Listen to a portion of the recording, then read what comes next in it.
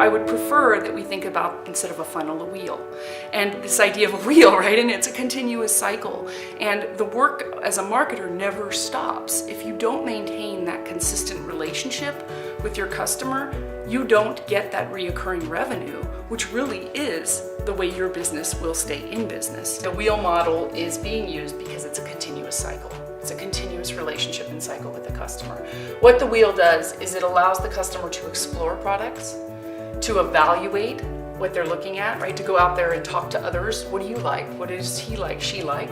To then eventually get to the buy stage, where one would start to look at some free trials, some ways for them to really touch and feel that product. The goal is, after that, of course, that they install it. Once they've done that, perhaps it's a download, as I mentioned, on a transaction, the goal is to really engage them. To say, okay, you've used it in some capacity.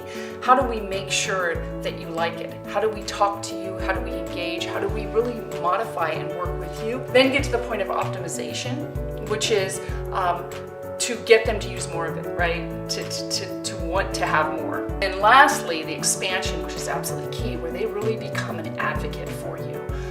They are the ones out there as your sales force, for lack of better words, to really advocate for your product. And this is so important today because word of mouth is very much how people buy.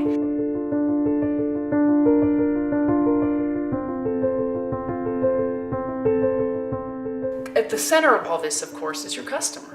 Your customer who's driving this, your customer who's key to making it successful. And you really need to make sure as a company that you're catering to that customer every step of the way in the right way. Customers recognize that companies make mistakes. But the question is, how do you, as a company, fix that mistake? How do you fix the mistake? How are you honest about that mistake? And ultimately, how do you repeat and build that relationship long term?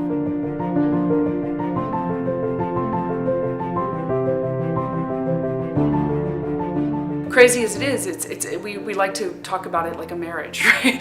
People make mistakes in a marriage. The key to a good marriage and a bad marriage is, are you willing as a spouse or a partner to forgive? And are you willing to work on those mistakes, right? Are you willing to come back and say, I'll build this. I get that I'm not perfect. I'm going to build this to make it better. And that is a trust and relationship issue.